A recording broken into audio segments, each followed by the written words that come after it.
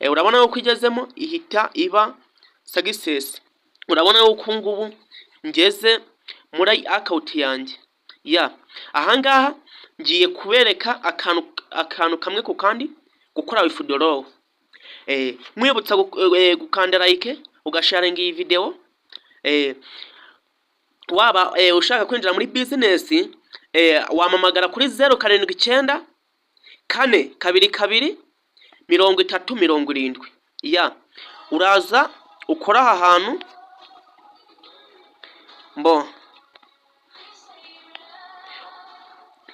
uraza ukora aha hantu handitse withdraw. Urahabona nurangiza barahita bakuzana ahangaha. Uraza uhita ukora ahangaha, uraza uhite ukora ahangaha. Hano hacaho uturongo dutambitse, numara kuhakora barahita bakuzana ahangaha.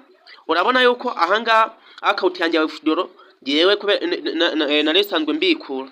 Noneho ndaza mite nkora ahangaha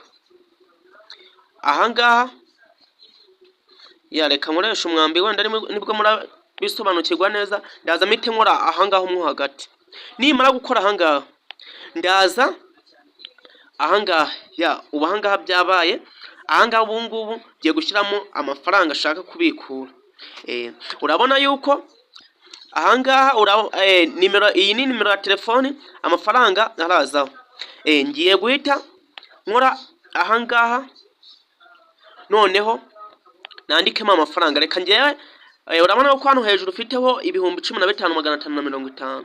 Reka bariyo nandikamo ibihumbi 15,550. Nabirangije noneho ndahita nza nkore ahangaha confirm. Urabona yuko ahangaha birangira hari ibihumbi 12,440. Mwibutsa gukanda like ugasharinga video ushaka ko wakinjira mu iyi business wanyandikira cyangwa ukamamagara ku iyi nimero 079 422 3070 cyangwa ukanyandikira kuri WhatsApp. Noneho nakagufasha kuyifungura nta kibazo, nakaguha link. Ahangaha wituza ugakora confirm. Urabona uko bibaye successful. Bibaye successful. Urabona yuko ahangaha bahise banyereka ko ari pending. Ahangaha urabibona ni processing. Nibirangiza amafaranga nangeraho birahita biba successful. Duhurire mu yindi video.